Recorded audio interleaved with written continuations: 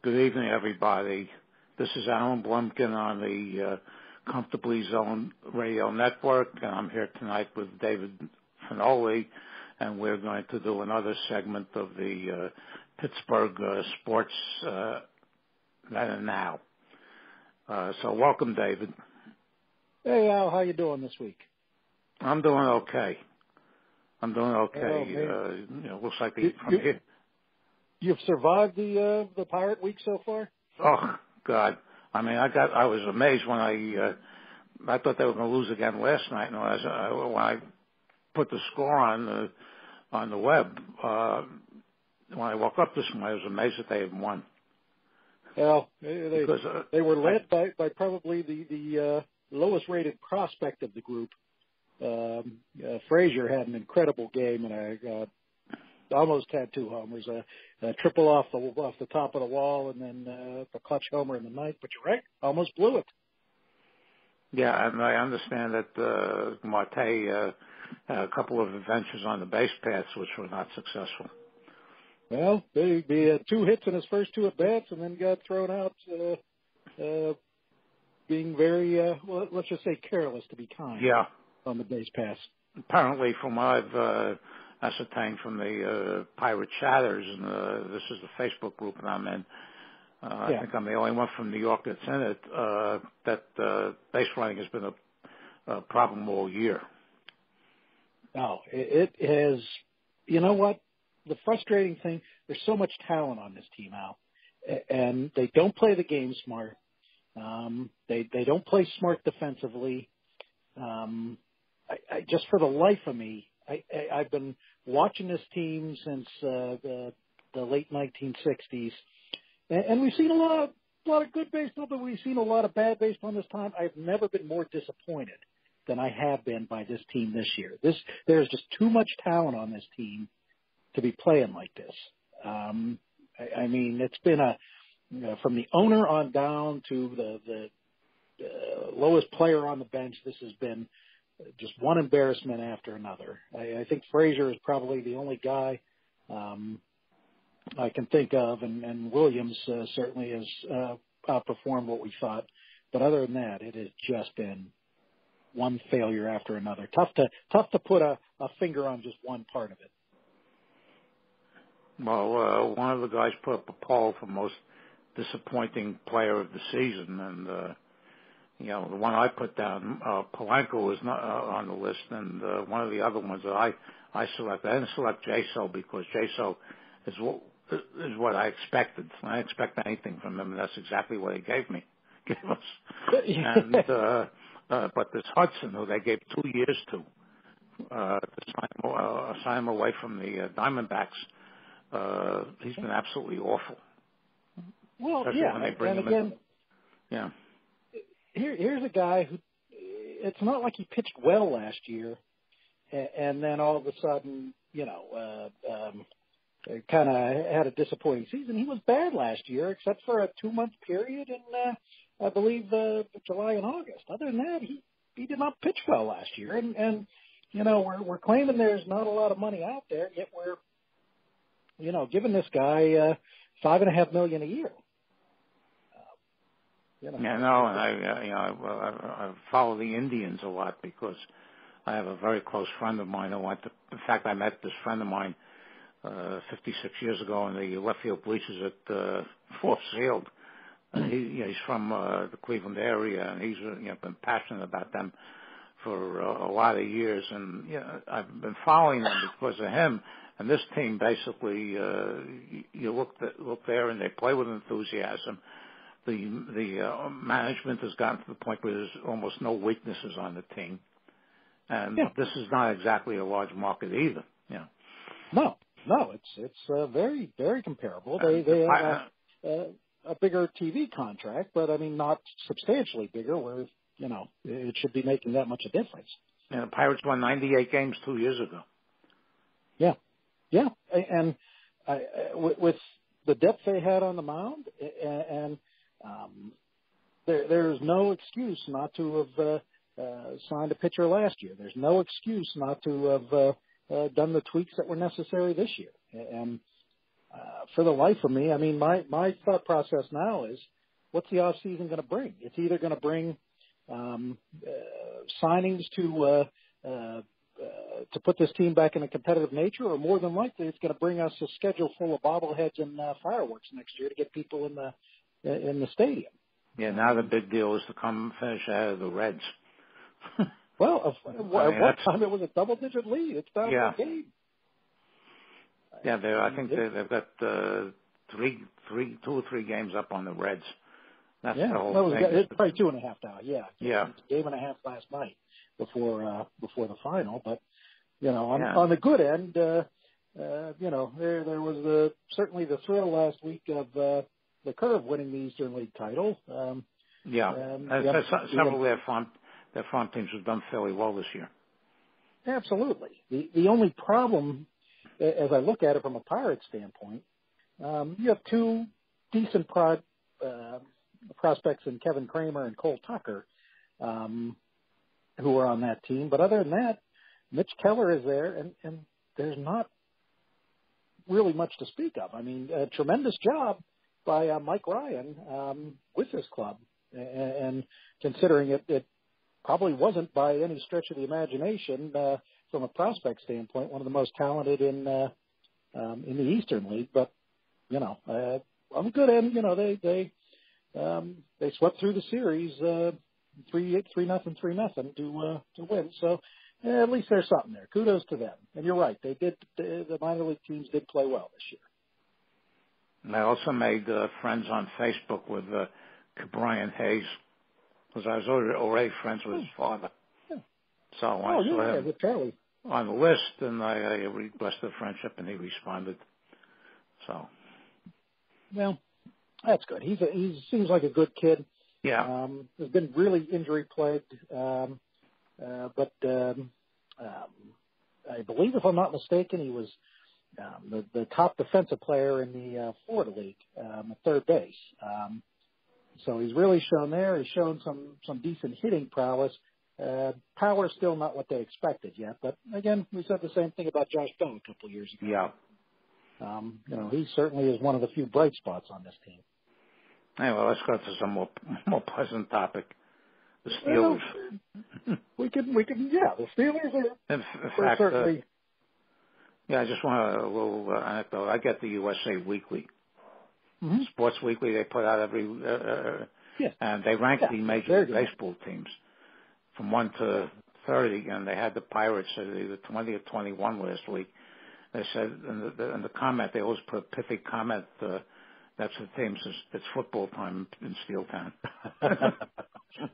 Well, that's true, and thank God it is. And the Steelers certainly a legitimate Super Bowl contender.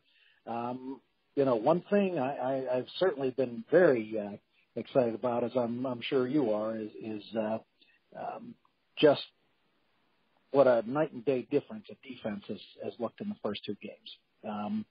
And I understand, you're up against a third string quarterback and a rookie quarterback, but in the NFL, I mean, last year they certainly weren't as effective when they were going up against quarterbacks they should have easily beaten. Well, they got the Bears Sunday, who not very good, and also using a quarterback that's very inexperienced. Yeah. So but they're doing last year. Well, games can only be who you play.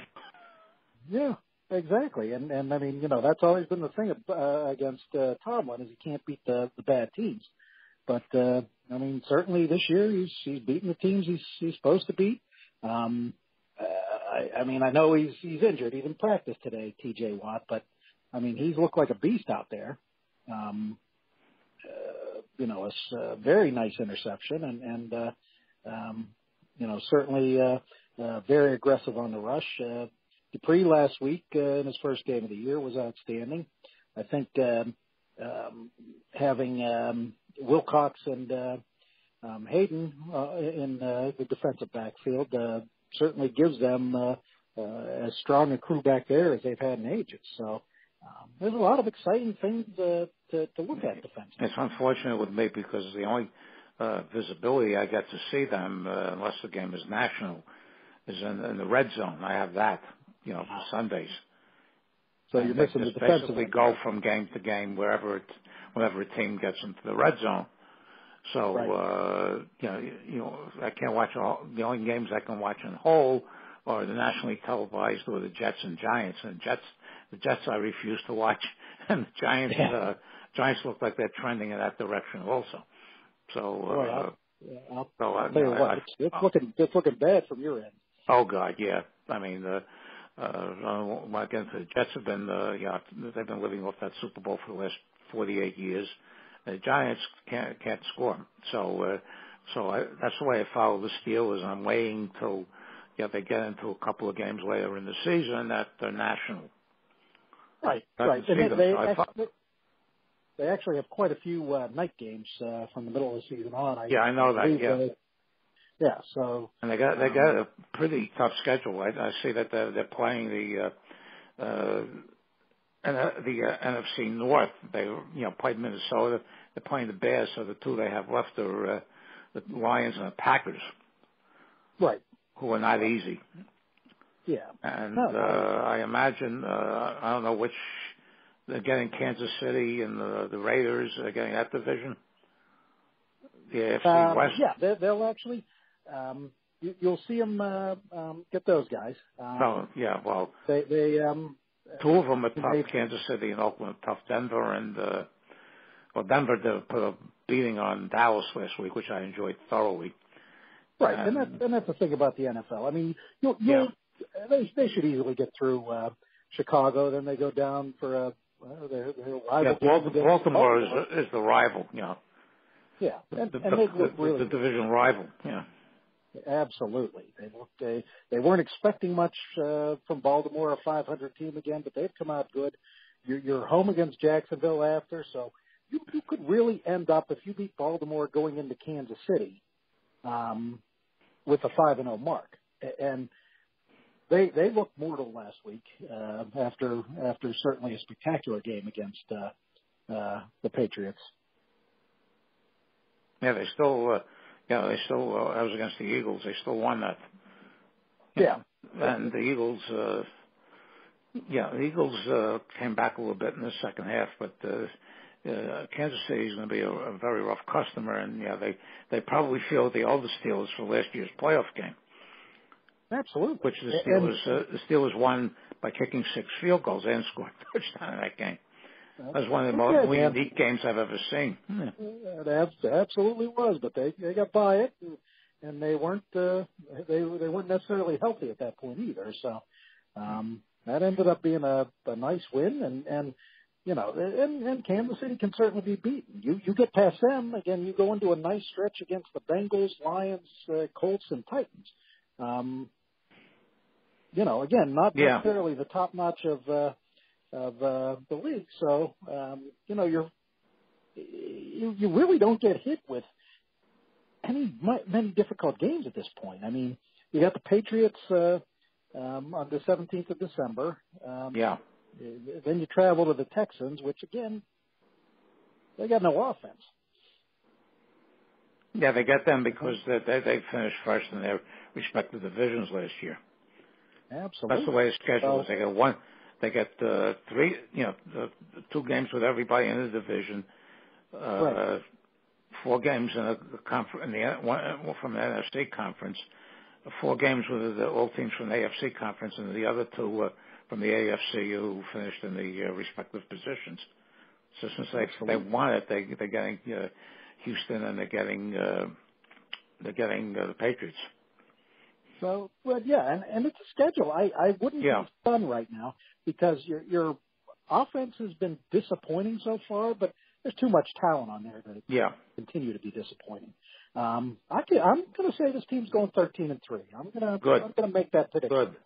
That means that they finish that, they'll get they want to play on the road for at least the first round. Right, and I mean, if you win your division and you finish in the top 2 seeds. Yeah, you got the road to double the bye. Super Bowl is a lot easier. Yeah, you got the bye week. Yeah, a lot easier, and that's going to be a key. But I mean, the only concern I have at this point, I mean, to be honest, I think this could be Ben's last year. He may get another year out of this, but the way every time he gets touched, as slow as he gets up, he doesn't look like a man who's going to be have too many good years left in him. Yeah, he's been like, it's amazing he's lasted as long as he has. Yeah, absolutely. With the beating he takes all the time. Hit a lot early on, and I mean, that would be my one thing if I'm the Steelers next year. I may even consider trading up if there's possibly a decent quarterback. They're not going to be in a position to. They're going to be one of the last teams to pick in the first round, and they're not going to be. I don't think they'll be able to trade up to the Jets or the 49ers or the Bengals or whoever winds up in the mix for the first couple of draft picks. Oh, yeah. But, I mean, if you can move up to the 13th, 14th, 15th run, which you can probably do flipping first round and giving a second or third. But again, it depends who's there. I don't know that it's going to be a spectacularly deep quarterback draft this year. Already here, they're calling the Browns just play the Browns in a couple of weeks. And they're already calling that the Darnold Bowl, for the quarterback from USC. Yeah. Well, I mean, from Cleveland's standpoint, you just wonder what the heck they think sometimes when they draft. I mean, Kaiser looks good so far. That was. They've been fairly competitive in the two games so far. Yeah. Bengals haven't. Yeah. They said also that. There was a thing on the scroll on ESPN that the Bengals were the first team not who opened at home for two games and not to score a touchdown in their first two home games like this since the 1939 Philadelphia Eagles. Wow, which is pretty impressive. Yeah. Somebody on Twitter put it in perspective is the Bengals haven't scored a touchdown since Obama was president. And you think about it, that's correct. They have not scored a touchdown since last year. And they go into Green Bay Sunday, which, and Green Bay, of course, will be smarting from that beating they took, Monday from Atlanta. Oh, yeah. Sunday night from Atlanta, yeah. And the thing about the Bengals, there's some injuries there. But I mean, sometimes you just think about the character that they have on that team.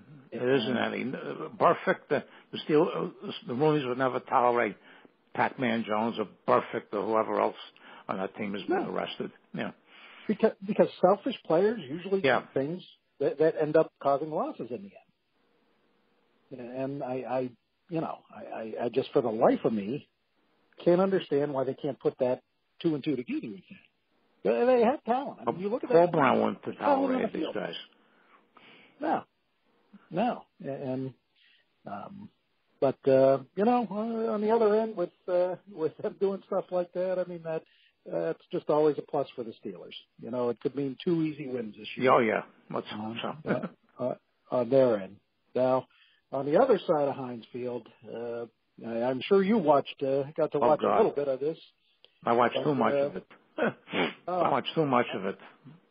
I'll tell you what, that was about the worst half of football I've ever seen that team play in my life. And the thing of it was, I mean, they weren't going to beat them. They weren't probably going to come close. But there were two spots in that game that could have made it less embarrassing. First quarter down 7-0. You have them pinned back on 3rd and long. You seem to they run the ball. You seem to have it diagnosed, and you just let them out of your grasp for a first down. A couple plays later, they score. Next series, they have them again. Have the quarterback pretty much stopped, but they can't tackle him. And this isn't exactly an elusive guy. And he ends up throwing a 69-yard touchdown pass on the play. So those are 2 plays that they easily should have stopped Oklahoma State early on, and at least have stayed in the game early on. But last year took them to the wire. That was that game that was interrupted by lightning out there last year. Lightning. Absolutely, and they had the ball with a chance to win the game. Yeah, you're a little bit too young to probably remember the Dave Hart years in the late '60s when this guy Dave Hart coached them for 3 years and went 1-9 in each of his 3 years. Oh yeah, the only thing I remember about Dave Hart was when I was a football player in grade school at the Blessed Sacrament Cathedral in Greensburg, and he came to our banquet to talk to us. But the more I learned about him as I got older, I assumed that nobody else would ask him to speak to them. Show up, yeah. But last year, I can't say whether or not it was all Peterman, but the last year, even though the defense was not good last year, they beat Penn State 52-49. They beat Clemson 41-40 on that last second kick. They scored 74 points against Syracuse in that basketball game. And, they were competitive in almost every game they played last year. This year, they were life and death against Youngstown. They blew a 21-0 halftime lead and had to go to overtime to beat them. And then the opening game, the second game, they were just against Penn State. They were awful. And last week, it was 28-0. I watched them until the third quarter, and when they scored again, Oklahoma State scored again. I said, "This is it. I can't take any more of this." Well, it was bad. They had the first series, the first drive they had after Oklahoma State made it 7-0. They intercepted. Oh yeah, They threw them. Well, there's no doubt that Max Brown has been a disappointment. The kid needs he's very slow foot. Doesn't necessarily make the proper quick read, and I think he would be better off with a strong offensive line in front of him because he does have a good arm. But DiNucci kind of got him moving a little, but that was all garbage time in the second half. Exactly, and I'm not a guy who thinks that Ben DiNucci is going to be a successful Division I quarterback. They have a kid named Tom McVitie, who was a 3 or 4 star, supposedly good arm, good feet, who's a redshirt freshman, I believe. And I wonder, where he is at this point. I'm assuming they don't think he's ready. But even if you had Danny Marino on the field in his peak last week, they're still not winning that game. If they had kept their first team offense in for Oklahoma State, I don't think it's out of the realm they could have scored 90 points, and that's without a turnover. Oh yeah. The fact they put stopped them either. They were scoring. In 2 minutes they were going up and down the field for touchdowns. Yeah, it was like tissue paper out there. Absolutely.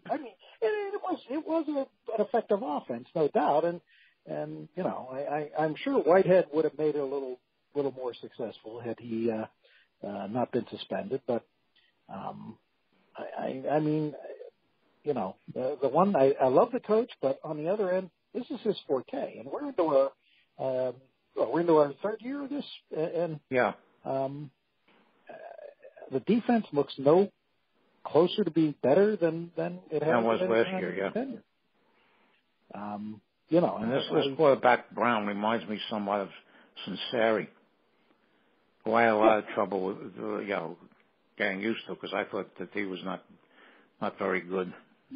No, and that to me was Wannstedt's big downfall. Was to insist this kid was going to be a good quarterback. Who was it? Was it Graham that had him at least playing successfully towards the end? I think it was under Graham's offense. He didn't do poorly. But again, in the correct situation, the kid kind of was not the guy you want on the field.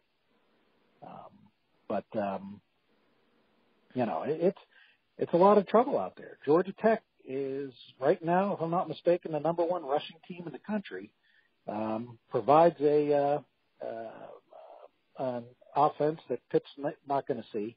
So I don't know that this team's going to be prepared for such a thing. It could be a long year, Al. It really could be a long year. As good as it looks like a long year already.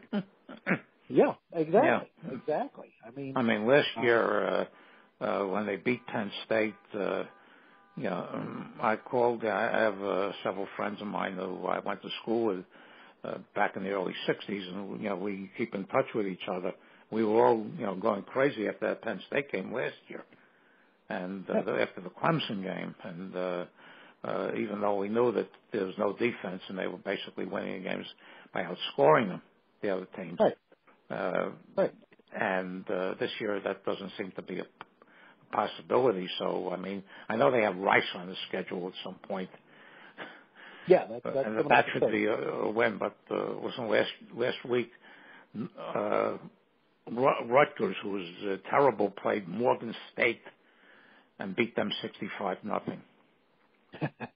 So, Rutgers goes into the Big Ten and they get creamed every game they play there. But they have a couple of patsies, but I thought they'd overrun Youngstown pretty easily. That game wasn't on here anywhere. Yeah, and to be honest, in the first half, they just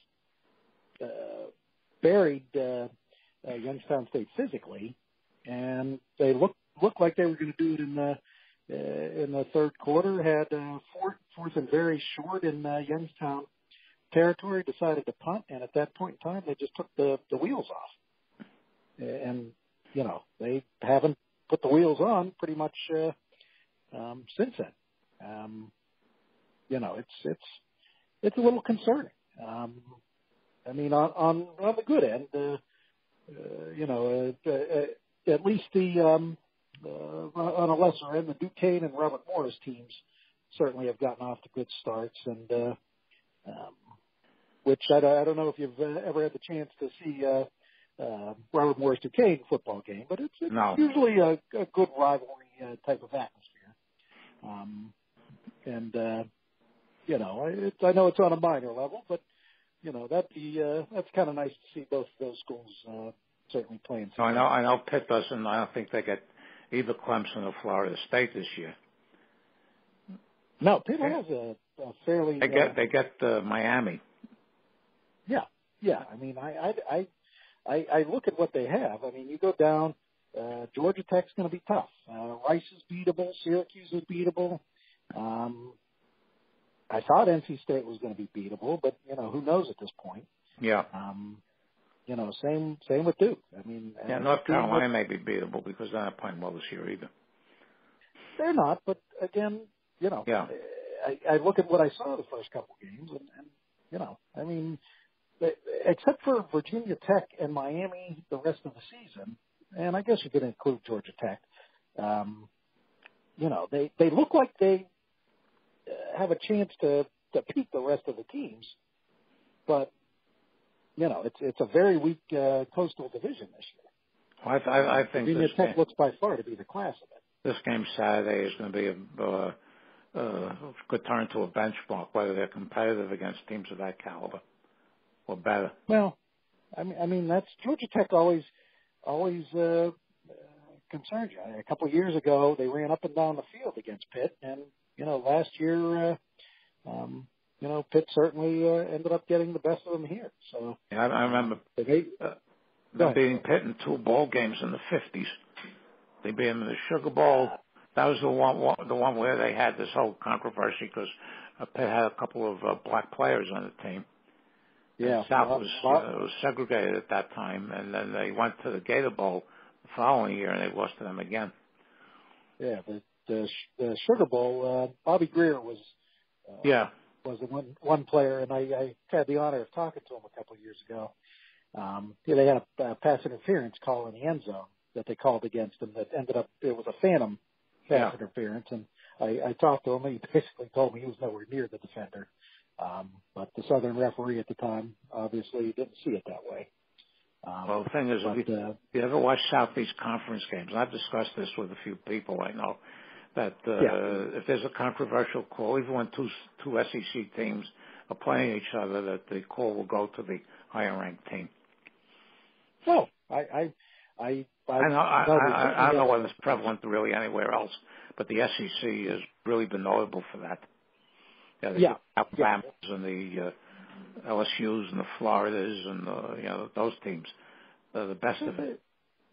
I mean, they've also the Big 12 refs have always also had that reputation, and the shame of it is, if one of their top-ranked teams loses, that could cost the conference millions of dollars.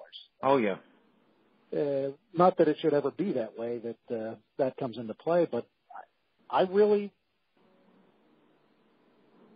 am not surprised if that happens. Just because it's just so much money that's out there right now. Yeah, I remember a few years ago watching a couple of friends of mine, Arkansas, Florida game, and Arkansas was leading most of the game. Florida was very highly ranked, and they made a couple of calls, as you just described, the phantom calls, and gave Arkansas the game. And basically, it's when the team fails to get in, and then in the third down they call a defensive holding or some sort of nonsense that gives the offensive team 4 more cracks at it. Well, I mean, the money is substantial. I mean, the Big East lost when Pitt beat West Virginia 13-9 that one year. Oh yeah, that was beautiful. West Virginia shot at the title. It was a great game, but that was my fear in that game. Are they going to call this fairly, knowing how much money's on the line? Luckily from Pitt's standpoint, West Virginia couldn't buy a field goal, so that was part of that.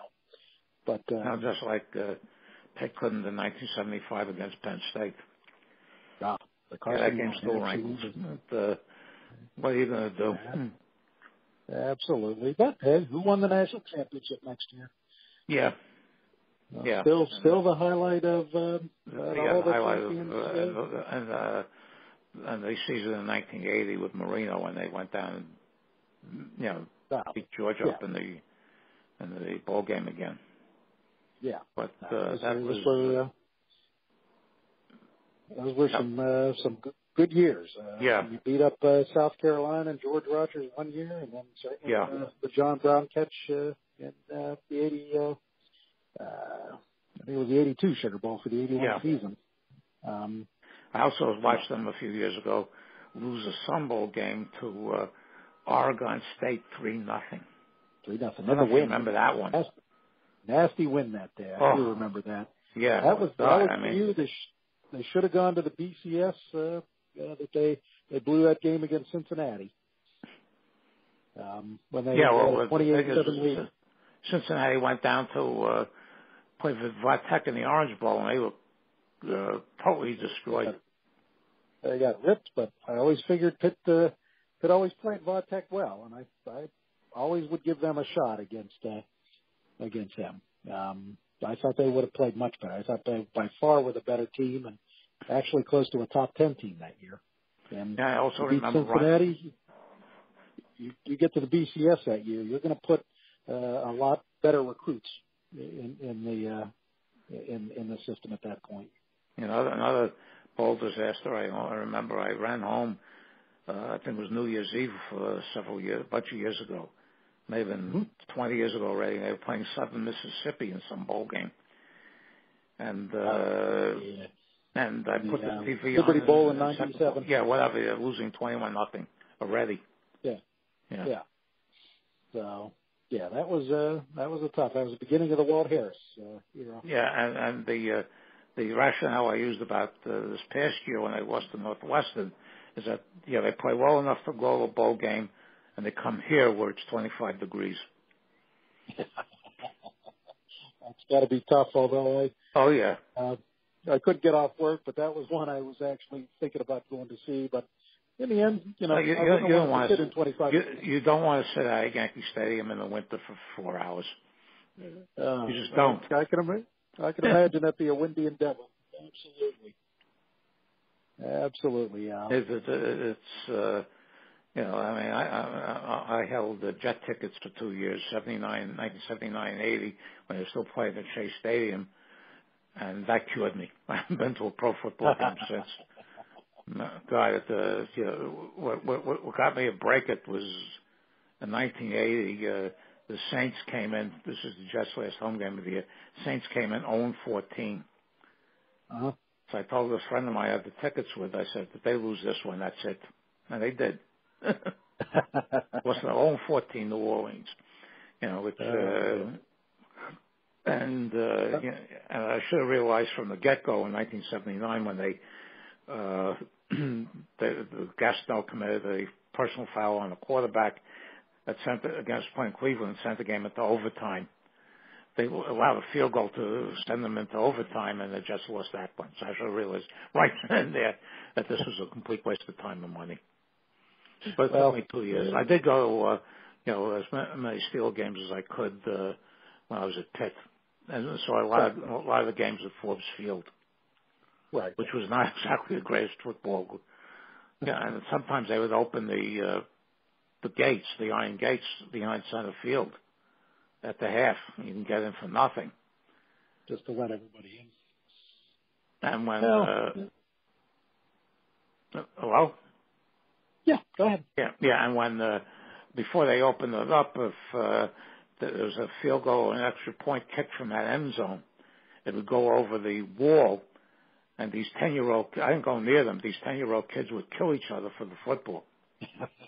It was really, really an amazing place to play football. I imagine most of the old, real old baseball parks were. Oh, yeah. Not real conducive. I remember when Northwestern Illinois went to Wrigley Field a couple of years ago, they found that they had to play offense on the one side the whole game. Yeah, the Bears played. Enough space.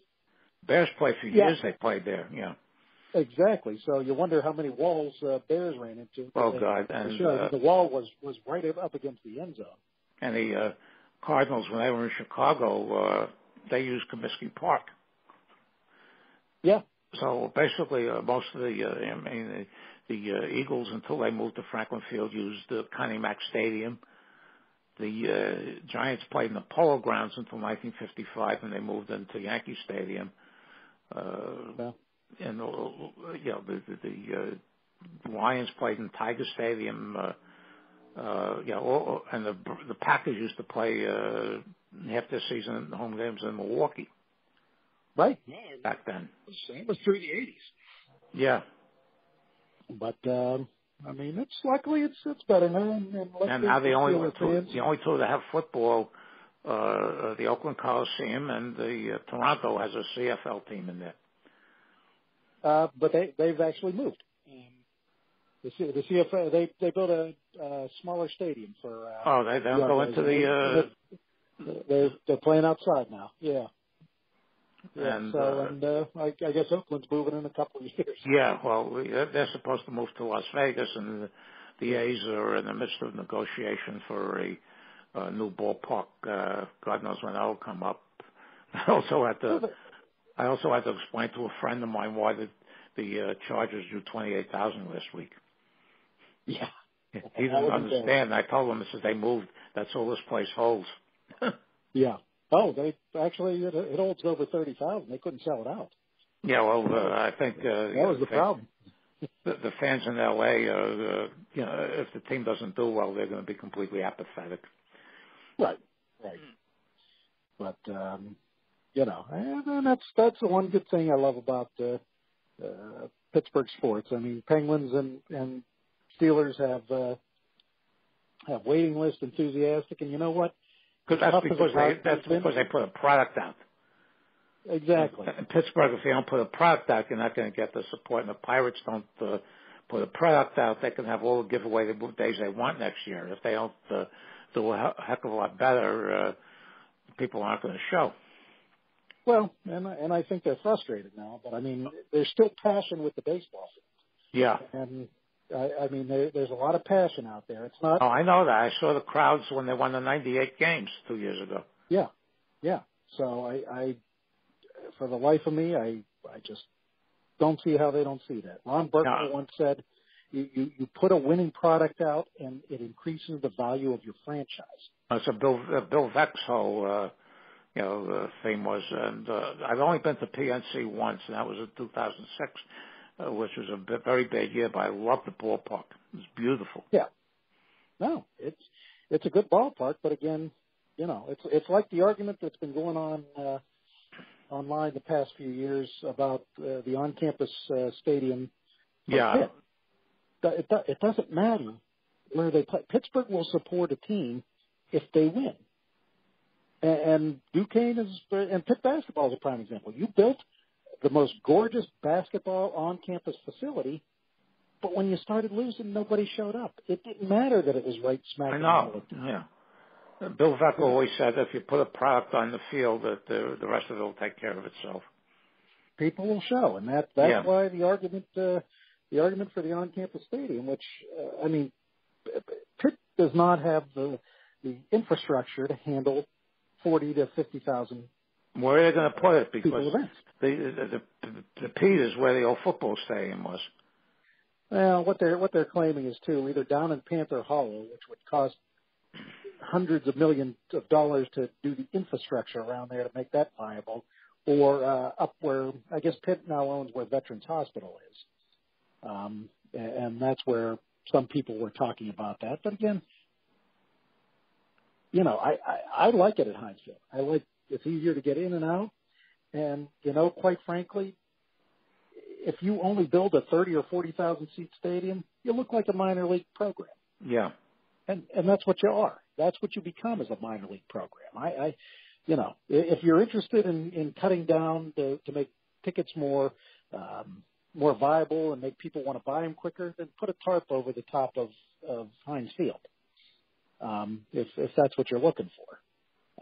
To me, anybody that has done that and built a 30 to 40,000 seat stadium, you're not going to get the same effect that Penn State gets. You're not going to get the same effect that Michigan gets. Well, Penn State, there's nothing else to do there. Exactly. Yeah. And if you're in an urban area and you're not winning, you're not drawing as a college team. It's consistent. When USC wins, they draw. When Pitt wins a couple years ago, we talked about that the year they blew the game against Cincinnati.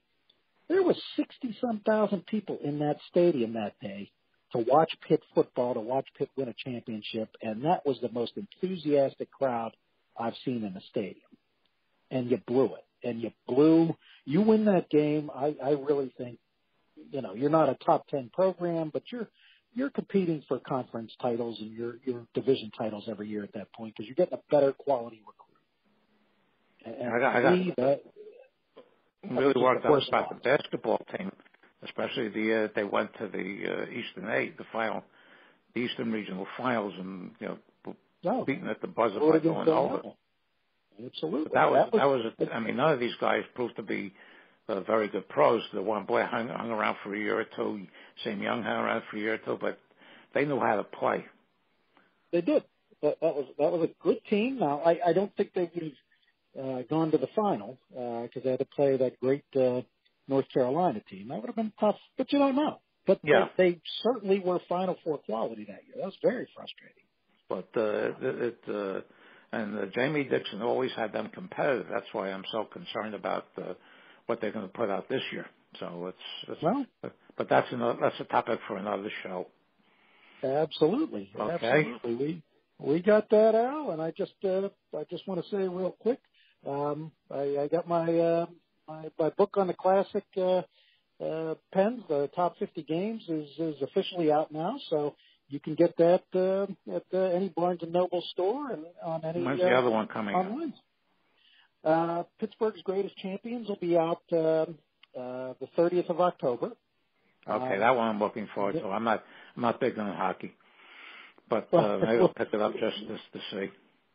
We'll get you, we'll get you a copy of that. We can discuss top teams in Pittsburgh history at that point. Okay, and fine. then we did a book on that concentrated on the '55 national champion Duquesne team, and a little bit. I put a like on your site yesterday. I think it was. Well, in the middle of October, with the excitement with the new coach, we really revamped the book a little bit, including a list of the top 20 players, top 10 games, to make it more a little encyclopedia of the school's basketball program. So we're gonna have that revised version coming out. Yes, Ayuko Green is famous for being drafted ahead of Bill Russell. Absolutely. Okay. So, all right, Al. All right, great segment. Thank you so much. You take care. Okay, and we'll talk next week. Take care. Bye-bye. Thank you. Bye. Sure.